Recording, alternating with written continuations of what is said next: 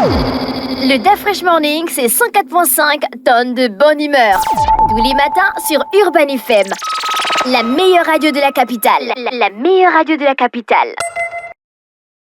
Sur les 104.5 Urban FM, la station urbaine, on est avec Mosley. Mosley, bonjour. Bonjour DAF Fresh, bonjour Comment tout le monde. Comment tu as passé le week-end? Fallon et Elvis. Ça va très bien. Tu as repris la marche? Oui, j'ai repris la marche. C'était pénible. Par intermittence ou bien en continu? Non, en continu. En réalité, c'est parce que c'est pénible. Oui, c'est pénible parce que quand on est déjà...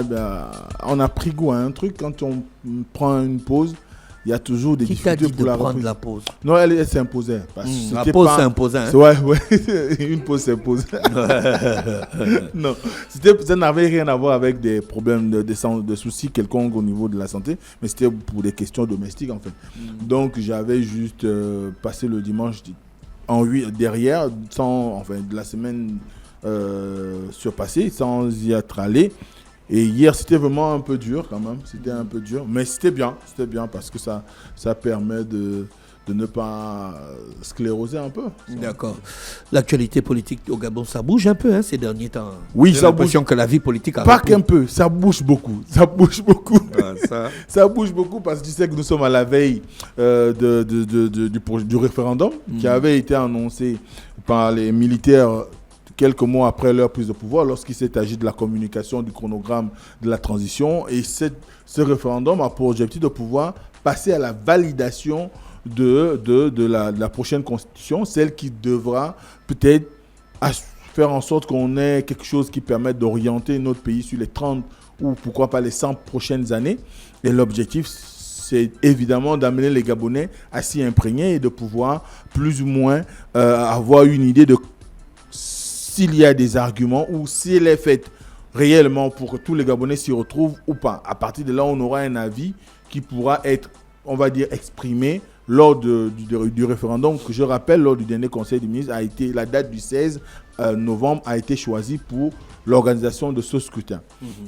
Donc, dès cet instant, beaucoup de personnes se mobilisent, aussi bien les partis politiques que les associations, qu'on appelle communément les mouvements politiques dans notre pays. Et d'ailleurs, c'est l'un des grands problèmes que beaucoup d'observateurs dénoncent aujourd'hui, qu'il y a un foisonnement de mouvements politiques qui ne traduit pas nécessairement on va dire la volonté de ces derniers à participer à l'animation politique des réels, mais ces mouvements sont beaucoup plus dans une optique ou dans un sens qui voudrait que peut-être on pourrait capter quelques dividendes de la campagne, notamment en termes pécuniaires. Et vous savez très bien que ces dernières années où le dernier mandat du président Ali Bongo avait eu quand même beaucoup de soucis parce que ce sont les mouvements politiques qui avaient pris le devant de la scène au détriment des partis traditionnels, qu'ils soient de la majorité ou de l'opposition. Et à partir de cet instant, on a pu constater le grand gap qu'il y avait entre leur engagement prononcé de manière officielle et les attitudes qui étaient les leurs en sourdine. On se rappellera encore qu'un grand nombre de chefs ou de leaders de la GEV a fait quand même la prison pour des questions de détournement de fonds et d'abus de biens sociaux, concussion et tout ce que vous voulez. Même si aujourd'hui, beaucoup ont retrouvé la liberté, mais c'est fait là. Et on voit aujourd'hui cette même routine qui revient. Pour moi, ça devient de la routine, c'est-à-dire qu'on a des jeunes qui étaient dans ces associations de l'époque et qui aujourd'hui se sont recyclés et qui créent de nouvelles associations, de nouveaux mouvements et qui sont à fond derrière le CTRI, à fond derrière le président de la transition, à fond à 5000%, à casser même le thermomètre pour être pour le oui. Maintenant, attendons voir ce que ça va donner, étant donné, et dans la mesure où nous sommes véritablement désormais situés sur la date du scrutin, donc la date du référendum.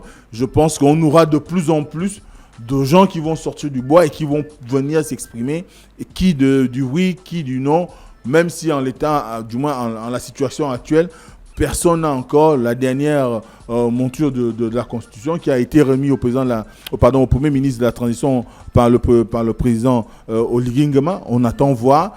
D'ailleurs, il y a une communication du secrétaire général du gouvernement qui disait que dans la semaine, je préfère pour ne pas être précis, dans la semaine, le gouvernement va tout faire pour mettre à disposition cette version pour éviter qu'on soit encore dans l'esprit de ce qui a prévalu à la suite de la remise de la première version au président de la transition, il y a eu une autre qui avait circulé sur les réseaux entre ceux qui disaient que c'était la bonne et ceux qui disaient que ce n'était pas la bonne.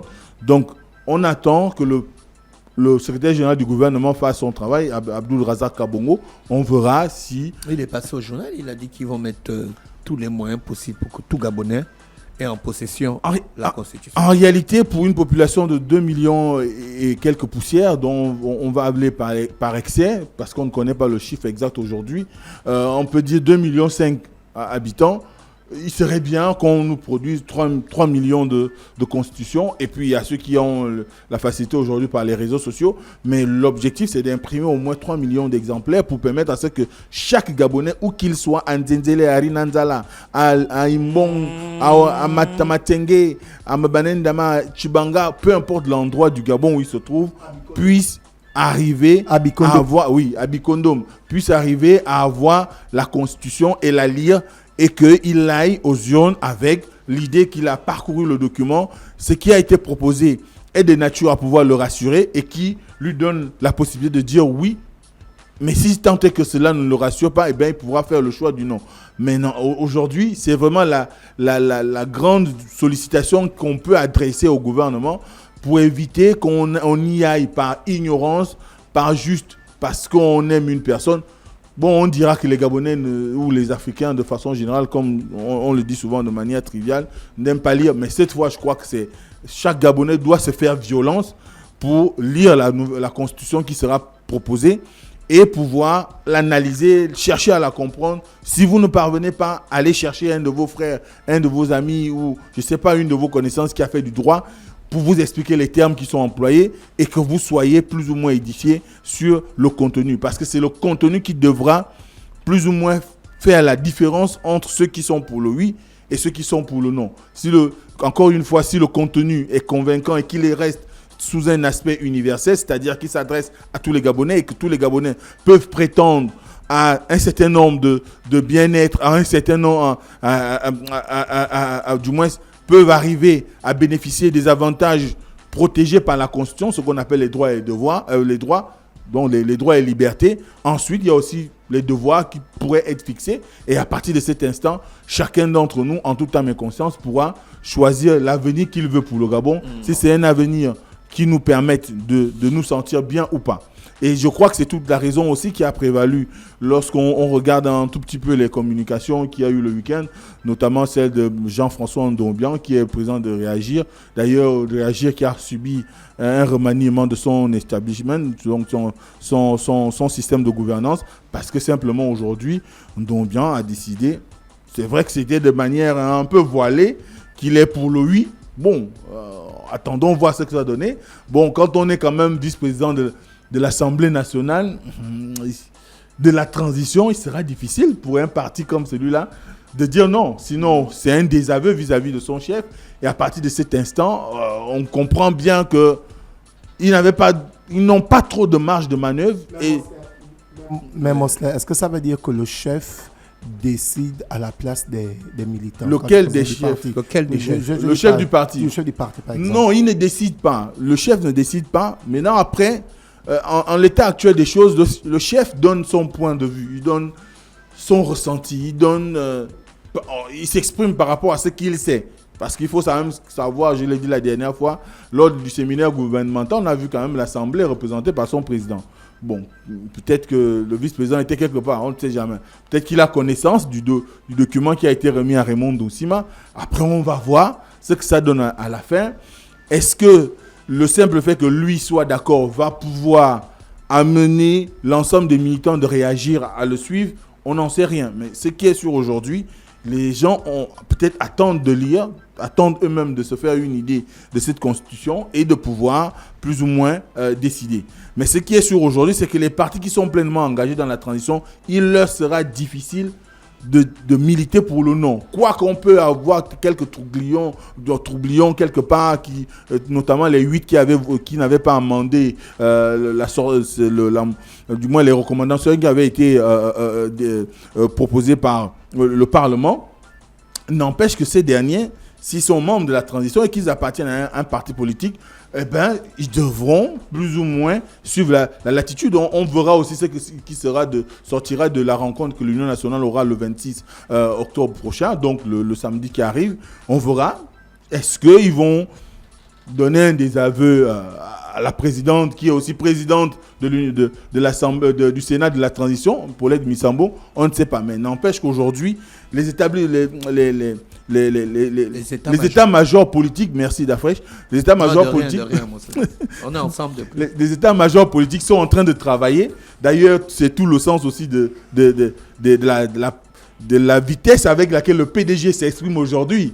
Quand vous voyez, vous remarquez un peu l'exposition du PDG, quoi qu'elle divise, parce qu'on a vu par exemple lors de la conférence de presse de Zimbabwe, il a dénoncé ce retour en force des hiérarques du PDG ou des militants du Parti démocratique ou du PDG en général, au devant de la scène politique, qui considèrent plus ou moins comme une injure au peuple. Après, n'empêche qu'aujourd'hui, le PDG aussi a fait le choix de soutenir la transition et de soutenir évidemment le oui pour le référendum. Donc, on voit qu'il y a une ambition derrière qui est là, qui est celle de pouvoir permettre à ce qu'il y ait une cristallisation, non seulement autour du principal acteur de la transition qui est plus côté Oligui Nguema, mais aussi de suivre un peu la constitution qui va être proposée. Après, encore une fois, on a besoin d'une maturité chez les Gabonais aujourd'hui, qui soit capable, chacun en toute âme et conscience, parce que là, il ne s'agira pas d'une question de clocher, d'une question d'appartenance, et je dirais même au niveau du CTRI, il ne s'agira pas seulement parce que nous sommes membres du CTRI que nous allons dire oui pour le oui. Il s'agira de déterminer qu'est-ce que nous voulons, du moins l'avenir que nous voulons pour le Gabon.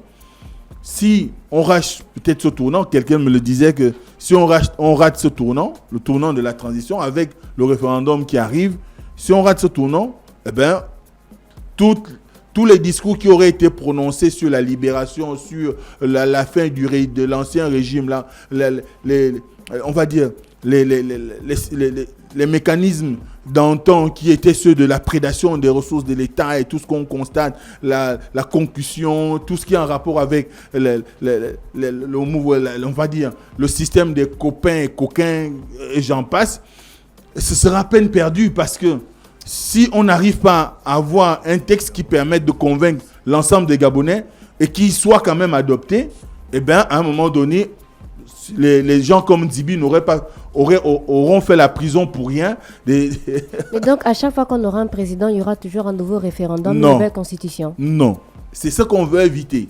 C'est ce qu'on veut éviter et c'est ça pourquoi il faut se battre aujourd'hui, c'est de dire, nous avons eu une constitution de 1991 qui a été votée. D'ailleurs, c'est sur cette constitution que s'est basé les acteurs de la transition pour essayer un tout petit peu de donner une étoffe juridique à travers, non seulement avec la charte qui reposait sur cette constitution, mais également pour mener un certain nombre d'actions. Maintenant, il faut dire que cette dernière a subi près d'une dizaine d'amendements et souvent, il y avait eu une seule fois qu'on a fait le référendum.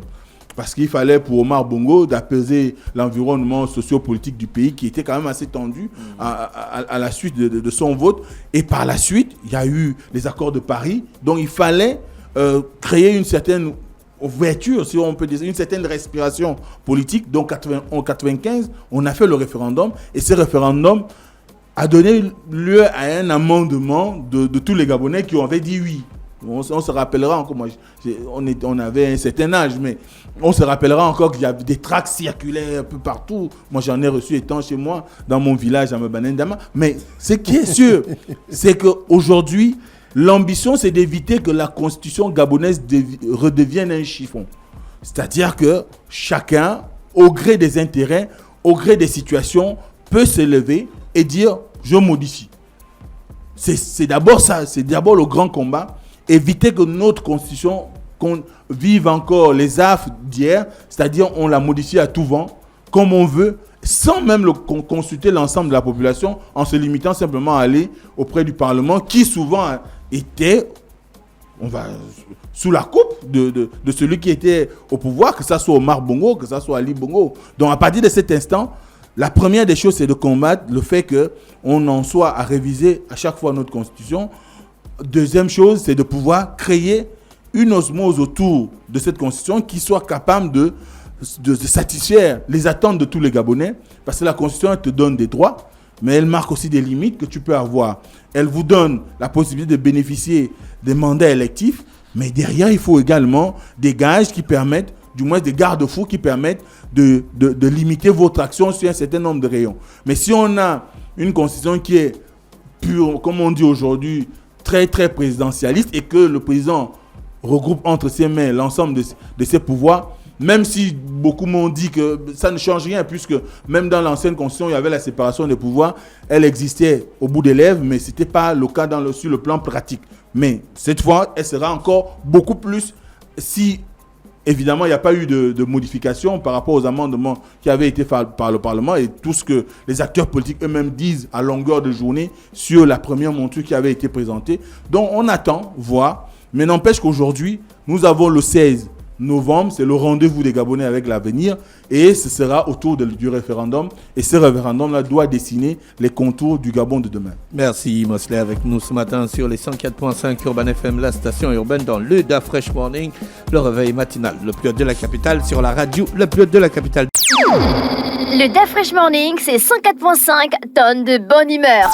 Tous les matins sur Urban FM. La meilleure radio de la capitale. La meilleure radio de la capitale.